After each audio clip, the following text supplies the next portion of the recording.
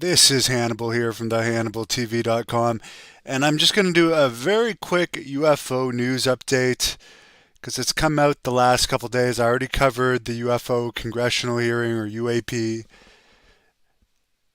congressional hearing, where there's a lot coming out about unidentified anomalous phenomena. But something came out that is pretty interesting. We've heard versions of this, but never the full story. George Knapp, a very credible investigative reporter from Los Angeles, made a statement to Congress. He was actually at the congressional hearings and he provided a sworn statement to Congress. But what happened in this statement is he discusses his history with UFOs, but the most important and interesting thing that I got out of this was at one point, I guess the US and Russia, their relations in around 1993, there was good relationship, good enough for Mr. Knapp to actually go to Russia and research UFOs. He actually met a Russian physicist and national security advisor who was in the U.S. in order to speak about arms controls issues and nuclear issues, as well as nuclear weapons facilities. And he asked this doctor if he was willing to get high ranking officials from the USSR to talk to him about UFOs. And apparently, according to his sworn statement, they did just that.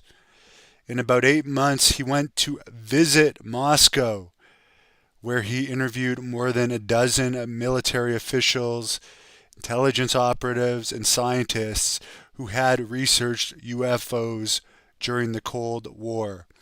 Russian leaders had apparently commissioned an unprecedented UFO investigation. The order went out to all units in the Russian military empire that any UFO incident or report must be fully investigated, witnesses interviewed, evidence collected, and then all of those materials were forwarded to an office in the Russian Ministry of Defense.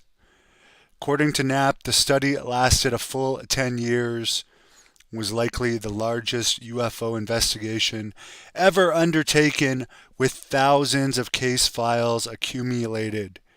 Nearly all of the witnesses who were interviewed for this investigation were military personnel.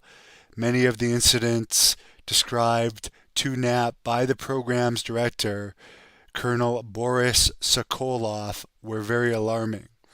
He said there had been 45 incidents in which Russian warplanes actually engaged with UFOs, chased them, shot at them, and in most incidents, the UFOs shot away at unbelievable speeds. In other words, disengaged them.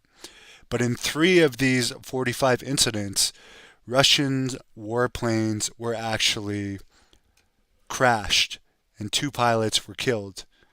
After those incidents, the Ministry of Defense in Russia issued a nationwide order that UFOs should be left alone because, in the words of a top air defense official, quote, they may have incredible capabilities for retaliation, end quote.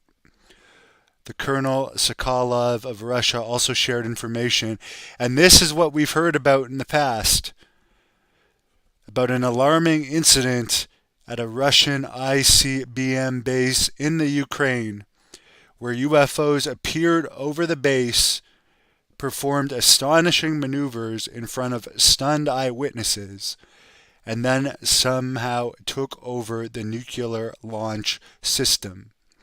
The missiles aimed at the U.S. were suddenly fired up, launch control codes were somehow entered, and the base was unable to stop what could have initiated World War III with the U.S. Then, just as suddenly, the UFOs disappeared, and Russia was able to shut down the launch control systems and avoid nuclear war. Upon Knapp's return from Moscow, he shared much of this information with Robert Bigelow, the Senate Intelligence Committee, and NIDS. And Senator Harry Reid, he was close friends with. I'm not going to go into this entire thing. I just really wanted to talk to you guys about this amazing information that apparently during the Cold War, Russia actually engaged with UFOs, and it didn't turn out very well for Russia.